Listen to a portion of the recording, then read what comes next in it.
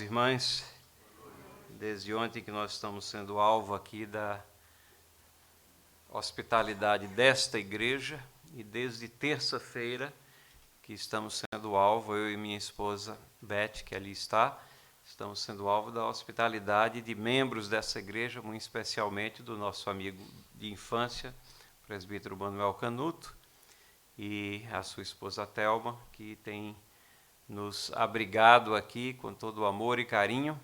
Somos muito gratos por essa oportunidade e consideramos um privilégio estar participando aqui das comemorações dos 6 anos de fundação da igreja, sucedendo os 3 anos de congregação, pelo que aprendi hoje na hora do almoço, né? Então, são 9 anos aqui que o trabalho está em andamento. Eu queria que abríssemos as nossas Bíblias nesse momento aqui, naquela carta curtinha, a Epístola de Judas, que não é o Iscariotes, né? Judas é uma carta que só tem um capítulo, e nós vamos ler apenas 3 versos dessa carta.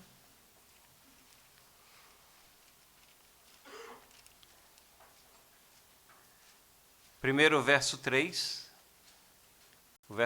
que é um chamado a uma visão realista do que é o nosso caminhar aqui no mundo que jaz em trevas.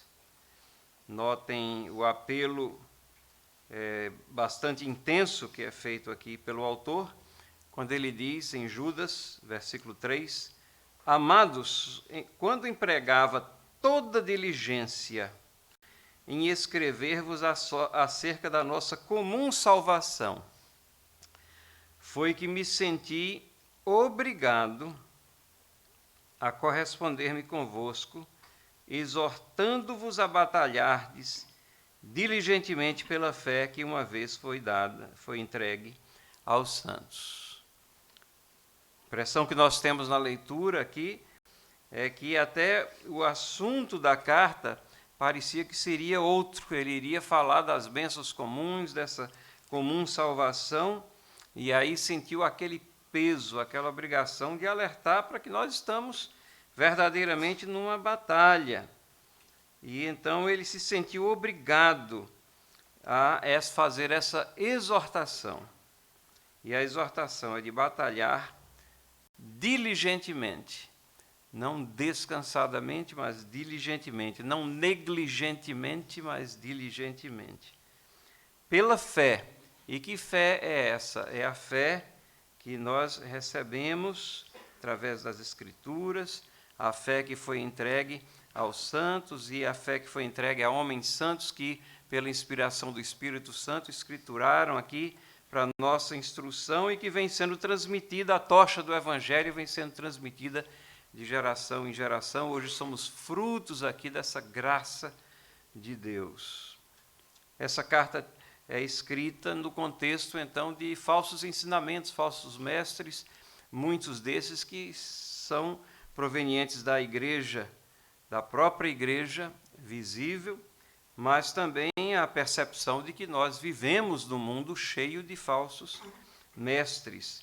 A carta traz um confronto, que são justamente esses versículos 3 e 4, uma condenação aos falsos mestres, fala do caráter deles, versículos 8 a 13, e diz que eles são conhecidos, que não é novidade, nem para Deus, nem deveria ser para o povo de Deus, e que virá o juízo. E então termina com 3 palavras à igreja: cuidem-se, compadeçam-se e confiem. Cuidem-se, versículos 17 a 21, vós, porém, amados, lembrai-vos das palavras anteriormente proferidas pelos apóstolos do nosso Senhor Jesus Cristo. Sempre o voltar à palavra de Deus. A reforma do século XVI, nós estamos chegando perto do aniversário, não foi um movimento de novas doutrinas, como muitos propagam, mas de voltar às doutrinas da palavra de Deus, de livrar-se do entulho das tradições humanas. Cuidem-se, compadeçam-se, Está no versículo 22, compadecei-vos de alguns que estão na dúvida, pessoas que precisam ser esclarecidas, voltadas, retornadas a formar, como nós afirmamos ontem, as suas convicções éticas, a sua visão de mundo, construída em cima dos pilares que nós encontramos na palavra de Deus. E confiem, vemos os versículos 24 e 25 que eu vou ler agora. Ora, aquele que é poderoso para vos guardar de tropeços, para vos apresentar com exultação, imaculados diante da sua glória, ao único Deus, nosso Salvador, mediante Jesus Cristo, Senhor nosso, glória, majestade, império e soberania antes de todas as eras e agora e por todos os séculos. Amém. Então, com esse pano de fundo é que nós adentramos aqui o nosso assunto, não é?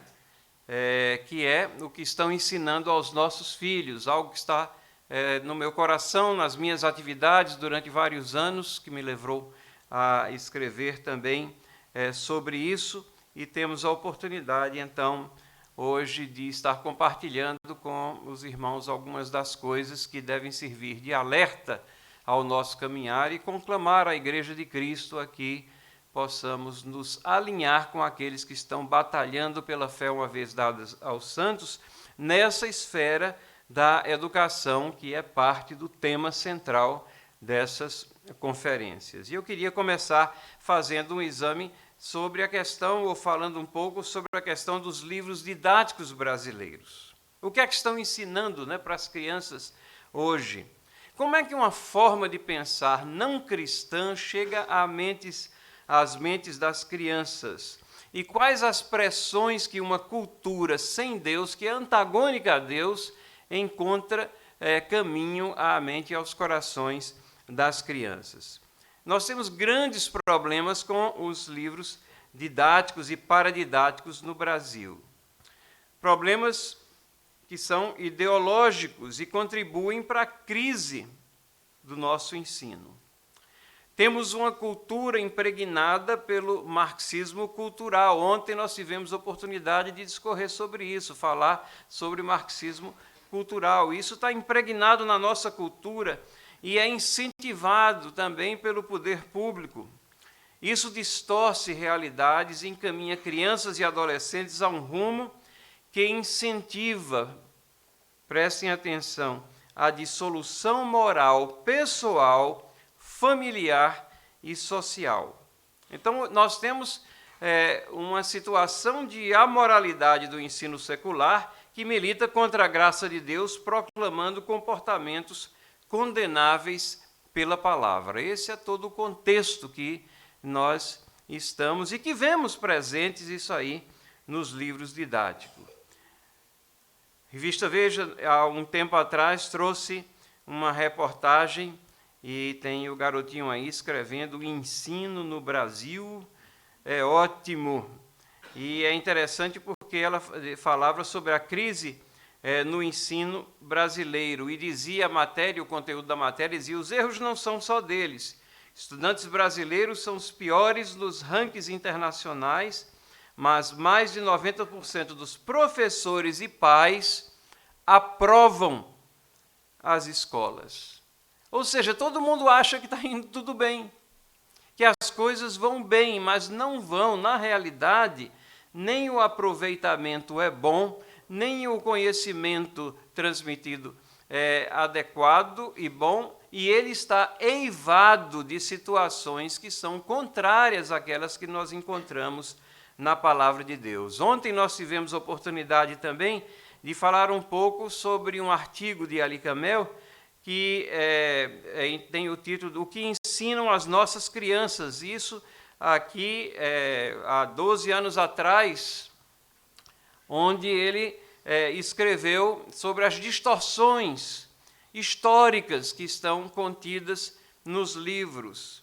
E eu não cheguei a ler esse trecho aqui, mas estou trazendo hoje. Ele é uma espécie de grito de desespero de alguém que não é cristão, mas que está vendo a dissociação do ensino exatamente porque aquilo que pretende ser bom não é bom. é ruim, é uma inversão de valores aqui. Ele diz: nossas crianças estão sendo enganadas, a cabeça delas vem sendo trabalhada, o efeito disso será sentido em poucos anos. É isso que deseja o MEC, se não for algo precisa ser feito pelo Ministério, pelo Congresso, por alguém. Está desesperado, ele está clamando para que alguma coisa seja feita. E ele faz referência nesse artigo exatamente a uma coleção Nova História Crítica para o 5º ano, que eram livros distribuídos na época gratuitamente pelo MEC, na época 750 mil alunos. Esse número deve estar bem maior hoje em dia da rede pública. Então é dentro daquele famoso Programa Nacional do Livro Didático. E esses livros são distribuídos para serem utilizados pelos alunos. Vejam algumas coisas que não precisa nem de muito comentário, porque salta às vistas como as questões que estão ali colocadas contradizem aquilo que nós cremos, pregamos e sabemos que é verdade através da palavra de Deus e que são pontos fundamentais da nossa fé. Um trecho do livro diz assim: se a ciência diz uma coisa e a Bíblia diz outra, quem está equivocado? É possível que a ciência diga uma coisa, a Bíblia diga outra, e as duas estejam com a razão? Tudo que a Bíblia diz deve ser aceito ao pé da letra, ou seja, exatamente como está ali? Ou há passagens que são simbólicas, que falam de uma fábula, mas o principal é o conteúdo moral dela. Então aqui há uma desconstrução da Bíblia como sendo fonte de autoridade, mas no máximo um livro místico de conteúdo moral. É assim que é tratado, é assim que é ensinado, e então a criança que passa a semana na escola ouvindo esse tipo de discurso, e você tem menos horas com ela, ou na igreja, ou dentro da família, para fazer valer que a Bíblia é a palavra de Deus. A Bíblia tem autoridade, a Bíblia é história, a Bíblia fala verazmente sobre os fatos e feitos de Deus ao longo da história. E é interessante que isso aqui está contido, não é numa aula de religião, mas é num livro de história, mas ataca exatamente um dos pilares aqui da nossa fé cristã, a palavra de Deus. Num outro trecho diz: você conhece essa história? É o episódio da Arca de Noé que está na Bíblia. Acontece que essa mesma história foi encontrada em placas de barro sumerianas, feitas muitos séculos antes do povo hebreu ter escrito a Bíblia. Uma possível explicação para isso está no fato de que no século VI a.C., os hebreus foram dominados pelos babilônios. Muitos aspectos da cultura mesopotâmica foram absorvidos pelos hebreus, que mais tarde escreveriam a Bíblia. Notem, mais tarde escreveriam a Bíblia. Notem como a questão é tratada aqui com sutileza. A história do dilúvio, você encontra paralelos a essa história em diversas civilizações na história da humanidade, em diversos povos. Por que é que isso acontece? Porque o dilúvio realmente existiu. Por que é que existem registro? Porque ao se espalhar novamente a humanidade sobre a Terra, esses povos, essas novas civilizações que surgiram, fazem referência remotamente àquele fato histórico que a Bíblia registra. E ao fazerem referência remotamente e imperfeitamente, eles divergem entre si, eles atribuem a alguma divindade. Mas o que é que o livro de história, que é a fonte de autoridade que a criança tem na sua frente, o que é que ela lê aqui? Ela lê que é exatamente o contrário. Os hebreus foram o povo que foi tomar emprestado essas histórias para escrever a história do dilúvio, que foi escrita muitos anos depois do que realmente foi escrito. Século VI, os hebreus foram dominados pelos babilônios, e eles dizem aqui que mais tarde, depois disso, é que os livros da Bíblia foram escritos. Quando eles removem a autoria dos livros de suas datas originais, eles estão procurando justificar a precisão das profecias, que elas se cumprem como foram profetizadas, e estão procurando justificar o fato de que há uma referência tão detalhada ali e colocam uma inversão, como se os hebreus tivessem pegado a sua história dos relatos de outros povos. Vejam outra menção aqui. Os historiadores têm dúvida se a Bíblia, o Antigo Testamento, sempre está contando a história completa do povo hebreu. Tá? Tem um errinho ali, eu já anotei. Minha esposa ela anota os errinhos das transparências, eu só estou registrando ali. Do povo hebreu. Afinal, ela não é um livro científico, mas uma obra religiosa. Então, ele começa desconstruindo aqui a Bíblia e dizendo que os historiadores não creem na Bíblia. Né? Afinal, não é um livro científico, mas uma obra religiosa. Não foi feita para explicar como funciona o universo, mas para ensinar os homens a encontrar e respeitar o Criador. Por isso, algumas de suas histórias talvez sejam lendas com finalidade educativa.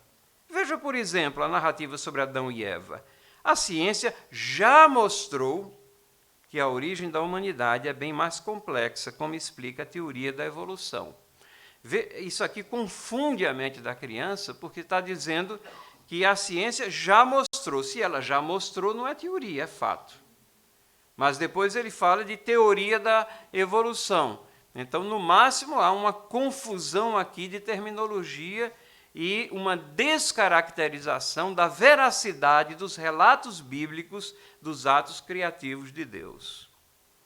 Veja como o islamismo é tratado aqui no outro texto. Você pode observar, o islamismo reconhece a Bíblia. Realmente, no Alcorão, existem muitas passagens amistosas em relação aos judeus e aos cristãos. O islamismo propõe ser uma continuação dessas duas religiões. Portanto, não é verdade que os muçulmanos sejam todos fanáticos contra outras religiões.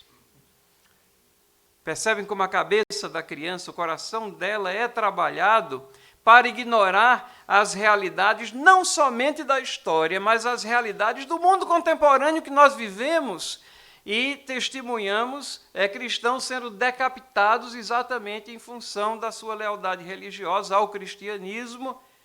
Por quem? Pelos muçulmanos, que são intolerantes religiosamente, né? E aqui está dizendo exatamente o contrário. Mais 3 passagens rapidamente dessa coleção aqui, Nova História Crítica. E lembrem-se, isso aqui é para crianças, né, do 5º ano. Né? São crianças de 11, 12 anos aqui que estão nessa faixa etária, aprendendo ou desaprendendo aqui com esse livro. Nesse capítulo, estudaremos como surgiu e evoluiu a vida na Terra até o aparecimento dos hominídeos, antepassados do homem. Ora, é um livro de história, mas o livro de história passa a tratar de ilações sobre o surgimento do homem. Então, não é mais história, são conceitos filosóficos, teóricos, que são colocados aqui dentro da história, e o tratamento, em vez de ser dado meramente de fatos históricos que têm registros confiáveis, eles passam agora a introjetar aquilo que é o consenso da academia sobre essas questões da origem. Em um outro trecho, hoje, a teoria da evolução das espécies de Darwin é amplamente aceita pelos cientistas.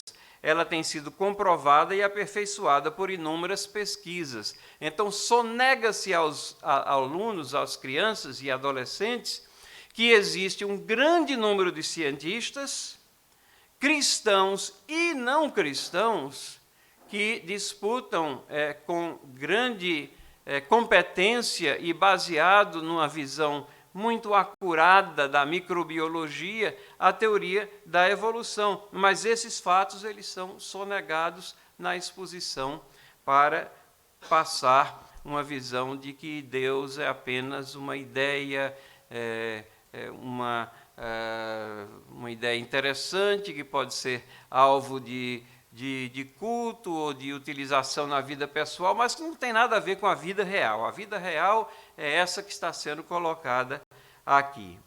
E, por final, não é verdade que o ser humano evoluiu a partir do macaco. O que acontece é que seres humanos e macacos têm antepassados comuns num livro de história. Então, esse é o contexto no qual nós vivemos, e isso traz uma série de responsabilidades para nós cristãos. Efésios capítulo 5, versículo 11, diz assim: não participem das obras infrutíferas das trevas, antes exponham-nas à luz. Então, nós não podemos ficar olhando passivamente essas coisas que são ataques frontais à nossa fé. Nós não podemos estar fazendo parte das fileiras do cristianismo, da fé cristã, sem estarmos batalhando pela fé uma vez dada aos santos. Não há essa opção. Ao cristão, ele tem que se envolver nessa batalha e tem que estar preparado para fazer uma exposição, expondo a luz que vai revelar exatamente as inverdades contidas nessas questões colocadas nos livros didáticos. Há uma dissolução moral no ensino brasileiro. Talvez vocês lembrem dessa notícia aqui, isso é de 2009, aluno de terceira série, em São Paulo, recebe livro para adolescente. O Estado de São Paulo enviou a alunos de 9 anos livros de poemas para adolescentes com frases como: nunca ame ninguém, estupre. O governo vai retirá-lo das salas de aula da terceira série, mas manterá a consulta para alunos mais velhos. A obra integra um programa que incluía um livro em quadrinhos com palavrões e conotação sexual. Então, vocês veem, não somente a frase é totalmente inadequada, ela é moralmente degradante, ela incita a um comportamento condenável, mas a gente fica pasmo que ela foi colocada para crianças de 9 anos e as autoridades dizem que foi um erro, a gente devia ser para crianças mais velhas. Quer dizer que para as crianças mais velhas a mensagem colocada aqui está ok, não tem problema. E nós temos ainda sobre essa mesma notícia aqui, trechos do poema Manual de Autoajuda para Supervilões. Antigamente eram super-heróis, que empolgavam. Hoje em dia se propagam os supervilões. Ao nascer, aproveite seu próprio umbigo e estrangule toda a equipe médica. É melhor não deixar testemunha. E a famosa frase aqui: nunca ame ninguém, estupre. Seja um pouco afeminado. Isso sempre funciona com estilista. E pérolas desse tipo aqui, que estão contidas nesse livro Poesia do Dia, que foi distribuído aqui a alunos da rede pública. Aqui nós temos uma notícia mais recente, de 2011, vídeos elaborados pelo Ministério da Educação, que tratam da transexualidade e bissexualidade e da relação entre duas meninas lésbicas, deverão ser debatidos em salas de aula do ensino médio no segundo semestre desse ano. Isso foi em 2011, talvez vocês lembrem dessa controvérsia.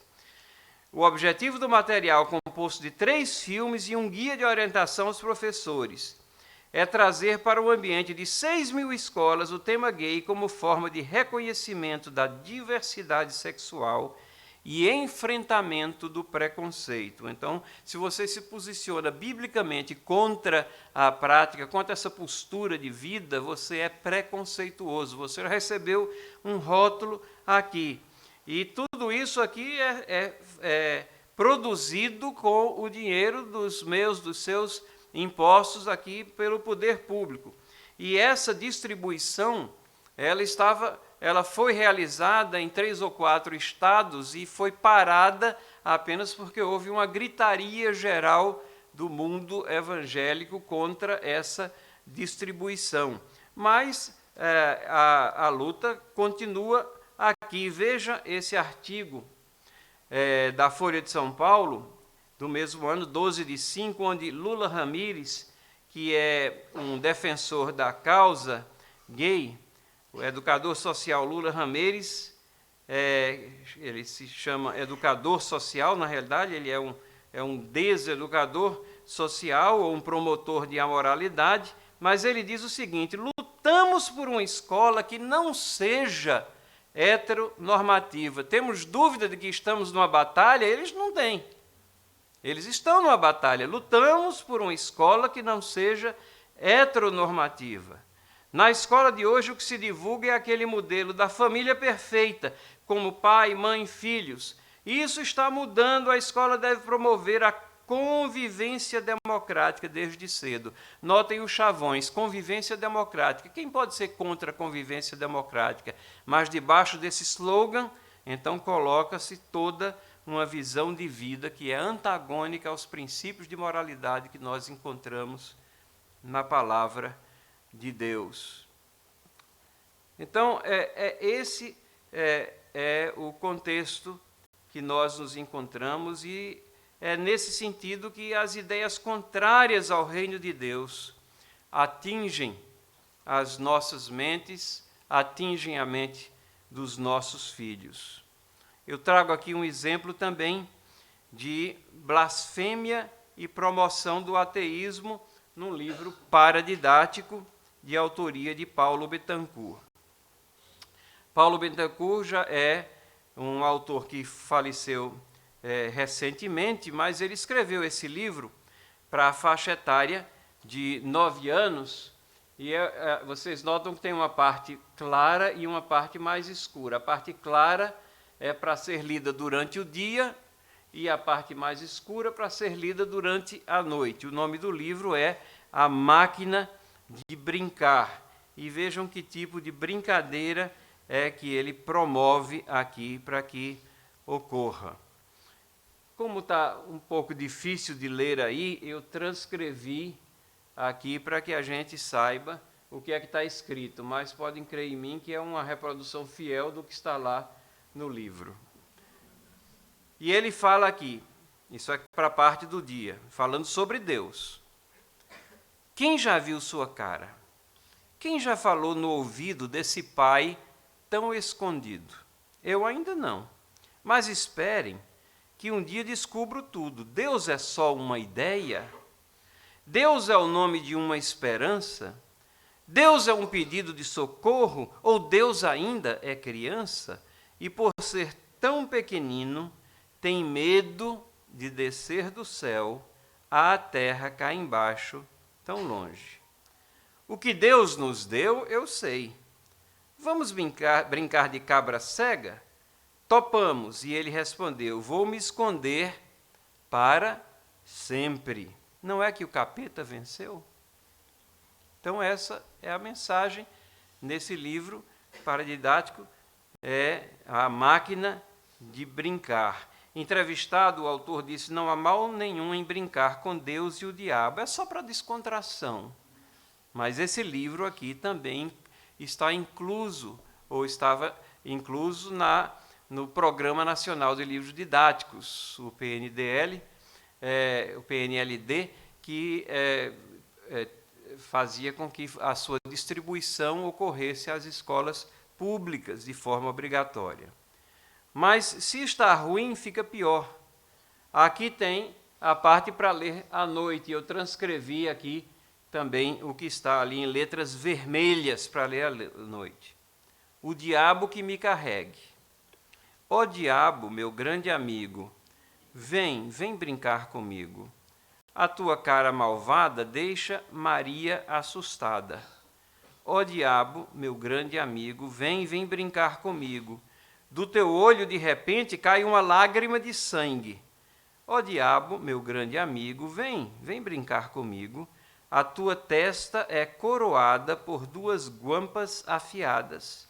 Ó diabo, meu grande amigo, vem brincar comigo. Todos os filmes de terror tu escrevestes com amor. Ó diabo, meu grande amigo, vem brincar comigo. A tua capa vermelha me empresta no carnaval. O diabo recebe uma descrição condescendente, e um abrigo é o companheiro de brincadeiras ali, enquanto que Deus está escondido. É Deus distante. É Deus que é só uma ideia, né? Mas o diabo é realidade, e é isso que é colocado aqui às crianças. Então, é dessa forma que as ideias do reino das trevas, contrárias à palavra de Deus, que estão por toda parte, são ativamente ensinadas de várias maneiras. Nós devemos saber disso muito bem, e temos a convicção que o pecado se alastra a todas as áreas do nosso ser, especialmente ao intelecto, porque há uma ideia, às vezes, de que a produção intelectual, ou aquilo que a academia faz, é algo neutro, que não existe inclinação para o mal, mas nós estamos vendo aqui exemplos exatamente contrários a isso. Por quê? Porque a doutrina da depravação total é uma realidade e se espalha, sim, ao intelecto. Romanos capítulo 3, versículos 10 a 18 e o versículo 23 deixa isso aqui muito claro, né? Vamos ler juntos? Dá para ler aí, não é? Como está escrito, não há nenhum justo, nenhum sequer. Não há ninguém que entenda, ninguém que busque a Deus. Todos se desviaram, tornaram-se juntamente inúteis. Não há ninguém que faça o bem, não há nenhum sequer. Suas gargantas são túmulos abertos, com suas línguas enganam. Veneno de serpentes está em seus lábios. Suas bocas estão cheias de maldição e amargura. Seus pés são ligeiros para derramar sangue. Ruína e miséria marcam os seus caminhos e não conhecem o caminho da paz. Não há temor de Deus diante de seus olhos, pois todos pecaram e estão destituídos da glória de Deus. Esse é o espelho da humanidade. A não ser pela graça de Deus, pelo poder salvífico de Cristo Jesus. Isso daí seria eu, você, qualquer um que está no mundo submerso em pecado, e nós como pecadores. Isso aqui retrata o que é o homem no seu estado natural. Paulo não está inventando nada novo. Ele, na realidade, essas daí são todas citações do Antigo Testamento que ele traz para capear com a sua tese aqui, comprovada por aquilo que já foi escrito no Antigo Testamento. Todos pecaram e estão destituídos da glória de Deus. As ideias do reino das trevas, contrárias à palavra de Deus, estão por toda parte e são ativamente ensinadas de várias maneiras. E a Bíblia ensina e afirma que as pessoas sem Deus distorcem a verdade. Romanos capítulo 1, versículos 21 a 25, vamos ler? Porque, tendo conhecido a Deus, não glorificaram como Deus, nem lhe renderam graças, mas os seus pensamentos tornaram-se fúteis, e os seus corações insensatos se obscureceram. Dizendo-se sábios, tornaram-se loucos, e trocaram a glória do Deus imortal por imagens feitas segundo a semelhança do homem mortal, bem como de pássaros, quadrúpedes e répteis. Por isso Deus os entregou à impureza sexual, segundo os desejos pecaminosos dos seus corações, para a degradação dos seus corpos entre si. Trocaram a verdade de Deus pela mentira, e adoraram e serviram a coisas criadas, em lugar do Criador, que é bendito para sempre. Amém. Paulo está dizendo que os pensamentos tornam-se fúteis, vazios, que a pretensa sabedoria, na realidade, é loucura, dizendo-se sábios, tornaram-se loucos. E isso se expressa não somente na religiosidade, mas também na produção escrita, na produção acadêmica, naquilo que serve de base para o processo de ensino-aprendizagem e que está presente nas nossas escolas. Trocam a verdade de Deus pela mentira, preferem acreditar em fábulas, numa conjunção de pseudo-verdades para ter uma teoria que alige a Deus, como no caso da questão da criação, em vez de acreditar e crer naquilo que a palavra de Deus nos traz. E as ideias contrárias à fé cristã atingem nossas mentes exatamente através dos livros didáticos. Essa é uma das formas mais eficazes que encontra guarida no coração das crianças em formação. E de três maneiras: primeiro, de forma explícita; segundo, de forma sutil; e terceira, de forma velada. O que é que eu quero dizer com isso? Muitas vezes é uma coisa que salta assim da página, você já nota que há uma divergência muito grande entre aquilo que está ali colocado e aquilo que nós acreditamos. Às vezes há uma sutileza que você não consegue observar à primeira vista, mas o pensamento anticristão está ali. E às vezes é de uma forma bem velada, está bem escondidinho ali, e você não consegue discernir, a não ser que você vá com bastante cuidado. Mas faz com que nós tenhamos que ter esse cuidado no exame do que estão ensinando aos nossos filhos. O que eu queria fazer agora, nos minutos que nós temos à frente, é dar alguns exemplos dessas três possibilidades da filosofia cristã presente nos livros didáticos. Primeiro, de forma explícita.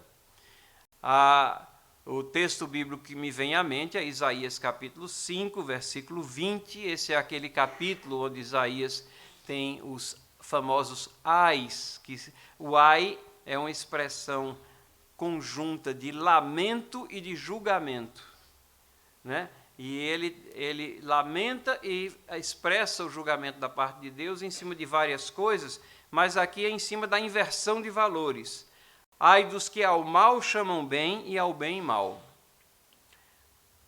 que põem as trevas por luz e a luz por trevas, e o amargo por doce e o doce por amargo. Ou seja, aquilo que é ruim chamam de bom, e aquilo que é bom chamam de ruim, é preconceituoso, rotulam, traz o estigma perante a sociedade de posições que são tomadas com firmeza por cristãos. O ponto básico aqui, se você não consegue discernir coisas que são claramente assim contrárias à palavra de Deus, você tem que aferir sua fé, se realmente a sua fé está firmada na palavra. Mas deixe-me trazer aqui um exemplo dessa série Cara ou Coroa, filosofia para crianças, né? As prescrições do sistema educacional brasileiro, já há anos que diz que filosofia é algo que deve ser ensinado às crianças, e então esses autores aqui produziram vários livros aqui. Brigitte Lobé e Michael Poeck, O Bem e Mal, Guerra e Paz, Verdade e Mentira, Justiça e Injustiça, Deuses e Deus. E aqui está a capa de um desses livros aqui. E veja o que é que nós temos aqui nesse livro, Deuses e Deus. Entre parênteses, eu tenho o número das páginas de onde eu extraí essas afirmações. Para explicar o que acontece ao nosso redor, sem levar em conta a ciência, podemos dizer que há seres invisíveis que se ocupam disso, os deuses. Ou seja, se você não... O que o livro está dizendo você não liga para o processo científico, então você vai inventar deuses ou mitos. Os mitos constituem uma parte muito importante da cultura de cada povo.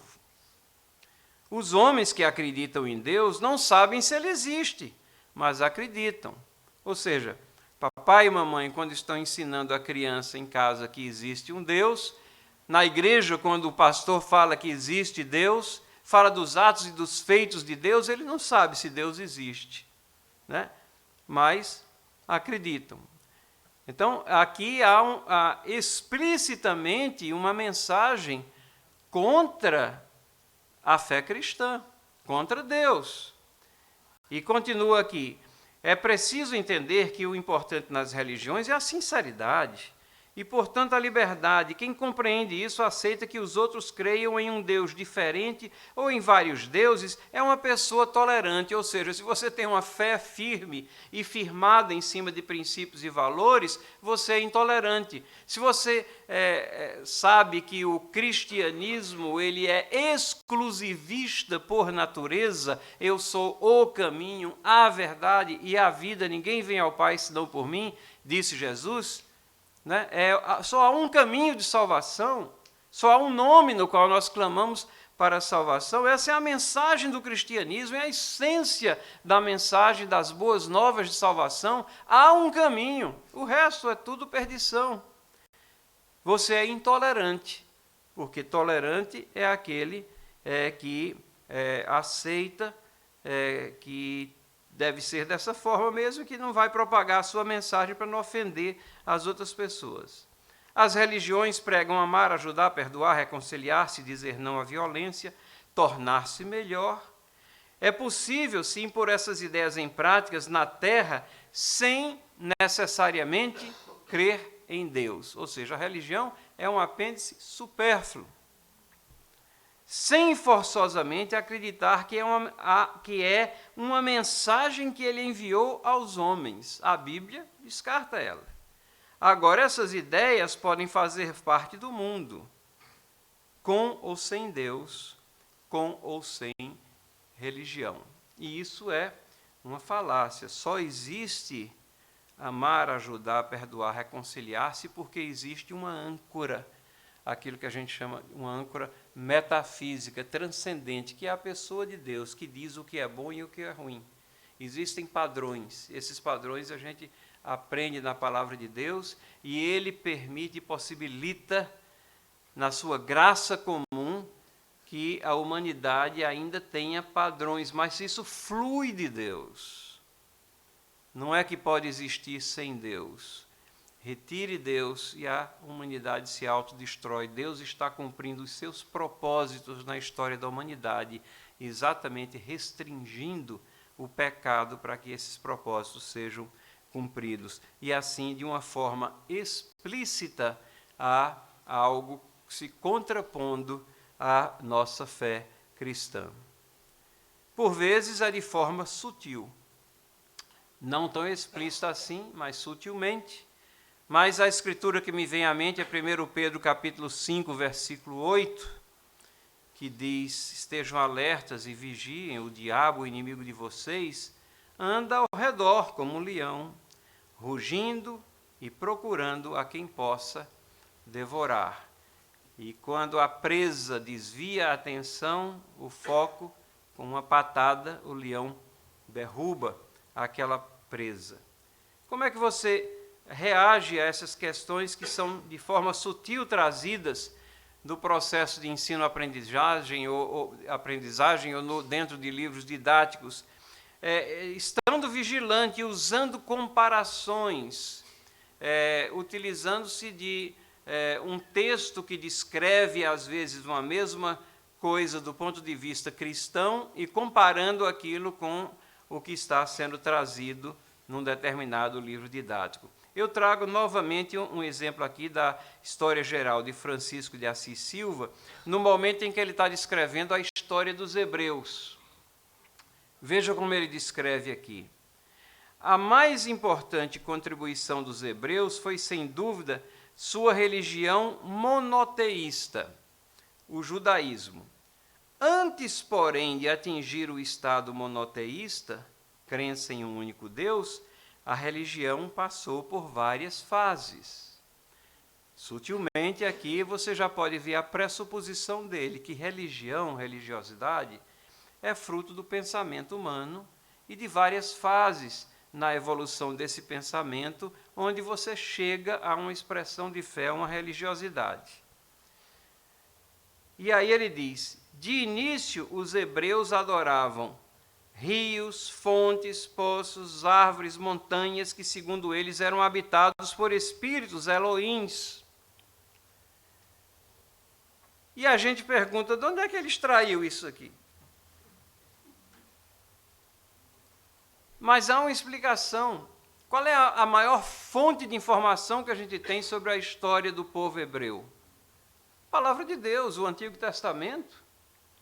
Mas se ele descarta o Antigo Testamento como fonte de autoridade, o que é que ele pode produzir, se não ilações ou uma construção descritiva em cima de uma mitologia hebraica ou o que quer que seja, que na realidade não vai retratar a história real. Então, isso daqui não somente é uma inverdade, é má historiografia.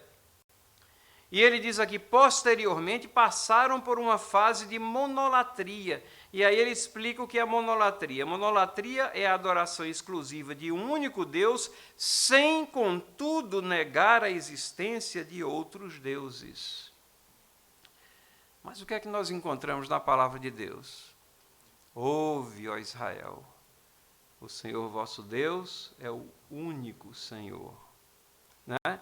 Então, essa colocação que ele faz aqui, ela não subsiste a um crivo mais acurado, mas sutilmente está falando aqui da história do povo hebreu e a criança vai achar que está aprendendo sobre a história do povo hebreu, aí chega em casa ouve diferente, chega na igreja ouve diferente. Quem é que ganha em número de horas de colocação, né, dessas questões? É a escola, são os livros. E terceiro, de forma velada. Às vezes está meio escondida a questão. A escritura que me vem à mente é 2 Coríntios, capítulo 11, versículo 14. Isso não é de admirar, pois o próprio Satanás se disfarça de anjo de luz. É típico de Satanás velar a sua atuação. O ponto básico aqui é que você tem que se preparar mesmo, estudando profundamente as verdades e doutrinas fundamentais da fé cristã. Quanto mais você estudá-las, mais você vai ter a percepção aguçada para as questões que estão ao nosso redor e principalmente que estão sendo ensinadas aos nossos filhos. Eu trago aqui um exemplo de um livro aqui da pré-história, 1996, é um livro de ciências, né? Então, ele está aqui com quantos anos? 23 anos, é isso? 23 anos. E é um livro de ciências, natureza e vida. Na época era a 7ª série, hoje seria o 8º ano, né? O que é que pode dar errado? Esse livro aqui, ele vai fazer uma apresentação de funções celulares, cromossomos, anatomia, função digestiva, reprodutiva. O que é que pode dar errado num livro que vem falar de funções celulares, mitose e outras coisas mais? 23 anos atrás. Mas aí ele começa a falar do sistema reprodutor. Falando de sistema reprodutor, ele entra em educação sexual. E aí ele apresenta como normal, durante a puberdade, as fantasias, a atração, a admiração e o desejo por companheiros do mesmo sexo. É importante não confundir a atração sexual do indivíduo com sua identidade sexual.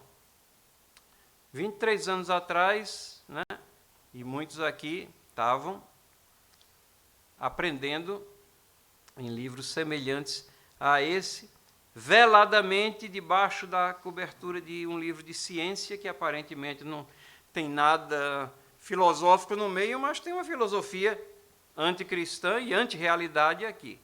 O livro passa a dizer que a conduta homossexual não é aceita pela sociedade. E, em função disso, homossexuais ocultam a vida afetiva e possuem traumas. E após essas colocações, ele apresenta a sociedade como aceitando a heterossexualidade como natural.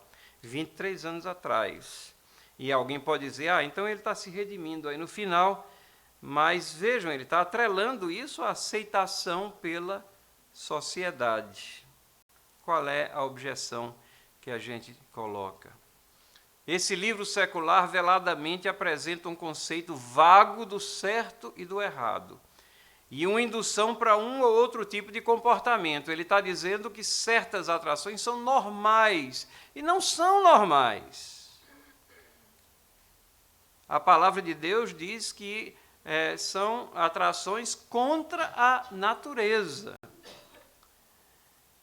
E o livro diz aqui que se está correto ou não está atrelado à aceitação pela sociedade.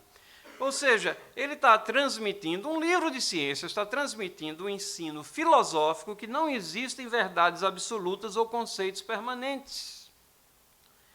E se a sociedade passar a aceitar a homossexualidade como normal, ou até como modo de vida mais avançado e desejável, como está praticamente ocorrendo nos dias de hoje, passa a ser então a norma? Passa a ser correto então? E dessa maneira que o veneno é inoculado.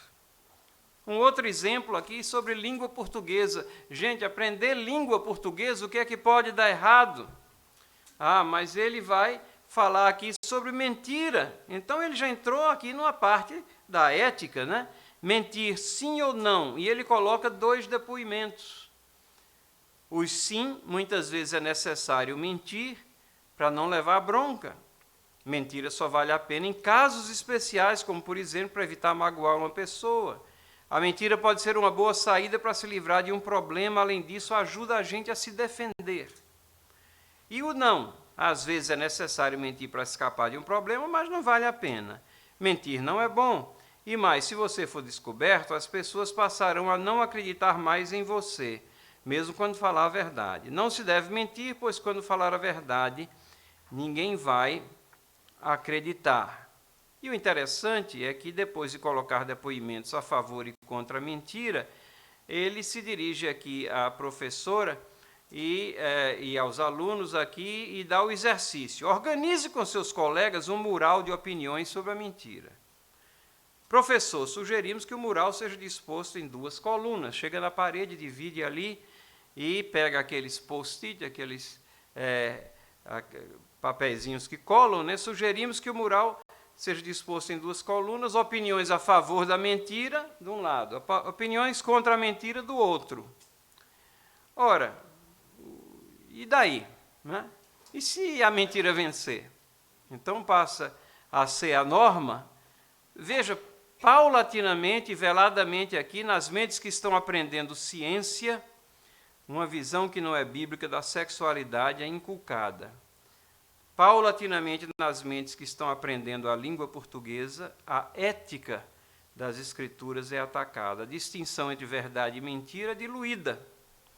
Procura-se construir uma ética em cima da prática, em vez de em cima de princípios, como nos ensina a palavra. O servo de Deus, ele age em cima de princípios, não é pragmático em cima de pretensos resultados, e nem também é em cima de pesquisas de opinião que vão definir o que é certo e errado. Certo são as coisas que Deus diz que são certas, erradas são as coisas que Deus diz que são erradas. Bom, e nós, com tudo isso aqui, como é que nós encontramos um caminho nesse mar de confusões, incertezas e situações que estão dentro dos livros didáticos? Eu acho que ajuda um pouco, não resolve o problema, mas ajuda um pouco nós tentarmos ver quais são as áreas de maior vulnerabilidade. Se nós traçarmos um eixo aqui na vertical e outro na horizontal, e no eixo da vertical nós colocarmos a quantidade de ensinamentos anticristãos, isso vem fruto de observações minhas e pesquisando nesses livros, e nesse eixo horizontal nós colocarmos as matérias ou campos do conhecimento. De um lado aqui nós colocarmos, por exemplo, as ciências exatas lá. E, do outro lado, as ciências humanas. Nós vamos ver que a penetração filosófica anticristã, ela mais ou menos é algo que segue essa curva aqui.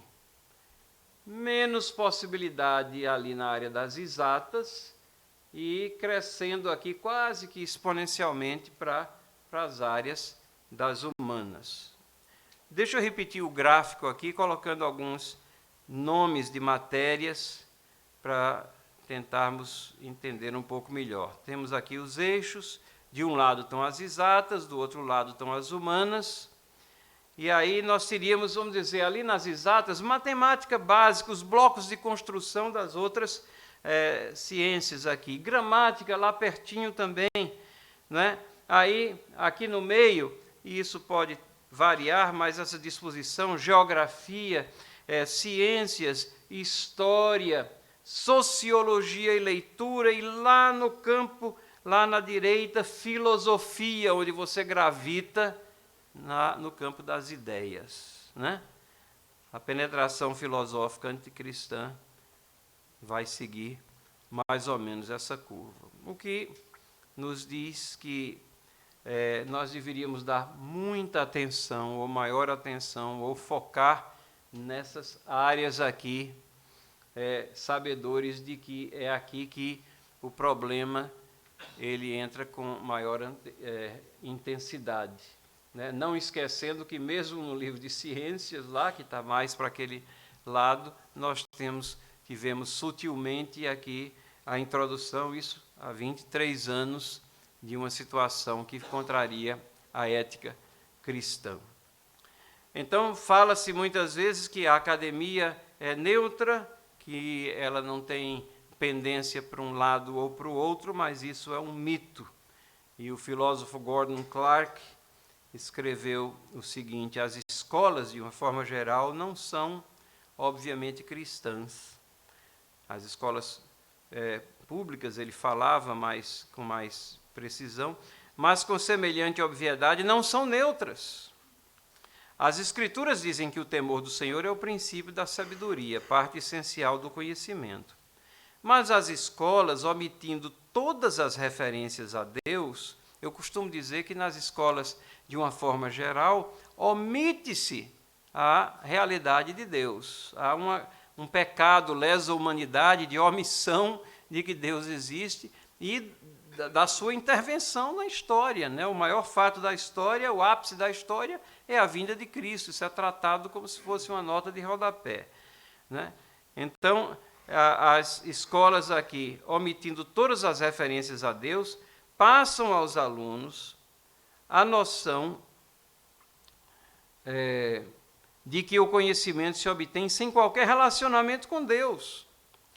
Elas ensinam, na realidade, que Deus não tem qualquer controle sobre a história, que não existe qualquer planejamento nos eventos operados por Deus, e que Deus não preordenou qualquer acontecimento. As escolas não são, nunca foram, nunca poderão ser neutras. O sistema escolar que ignora a Deus ensina seus alunos a ignorarem a Deus. Isso não é neutralidade. Isso é a pior forma de antagonismo, porque julga que Deus não é importante, ele é irrelevante à raça humana. Isso é ateísmo. Então, caminhando já para a nossa conclusão, temos que ter discernimento naquilo que nós lemos, vemos e ouvimos. Hebreus 5,14 diz: o alimento sólido é para os adultos, os quais têm pela prática as faculdades exercitadas para discernir tanto o bem como o mal. Nós temos que nos esmerar para termos essas faculdades exercitadas.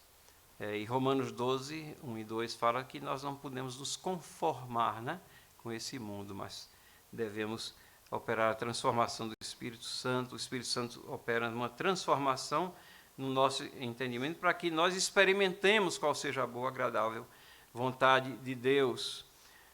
Temos que reconhecer que existe perigo, sim, nos livros didáticos. Mateus 12:34 traz palavras que são duras da parte de Jesus. Ele fala: raça de víboras, como podeis vós falar coisas boas sendo maus? Pois do que há em abundância no coração, disso fala a boca. A gente podia parafrasear também dizendo: disso teclam os dedos, né? Disso são produzidos os textos também. E isso, irmãos e irmãs, não significa isolamento cultural. Nós temos que compreender que toda verdade é verdade de Deus, mas temos que discernir o que é verdade e o que não é verdade. 1 Timóteo 4 diz que todas as coisas criadas por Deus são boas, nada deve ser rejeitado se é recebido com ações de graças. Os cristãos não estão aqui nesse mundo para ficarem isolados, para serem entidades monásticas, para estarem em mosteiros, mas para permearem essa terra, sendo sal da terra e luz do mundo. E são esses os pensamentos que nós gostaríamos de compartilhar com vocês nessa primeira parte aqui, nessa noite. Vamos orar? Deus, nós te agradecemos, porque a Tua palavra é luz, Senhor, para o nosso caminhar, lâmpada para os nossos pés. Ela ilumina o nosso entendimento. O Espírito Santo trabalha as verdades da Tua palavra, iluminando o nosso entendimento. Faz com que então, Senhor, não sejamos passivos perante as obras das trevas, nem aceitemos pacificamente, mas antes de tudo venhamos a expô-las à luz. Perdoa os nossos pecados, perdoa a nossa negligência por vezes para com a Tua palavra e faze, Senhor, com que possamos firmar nossas convicções éticas e de vida em cima dos Teus princípios e preceitos. Em nome de Jesus, nós te suplicamos. Amém. Amém.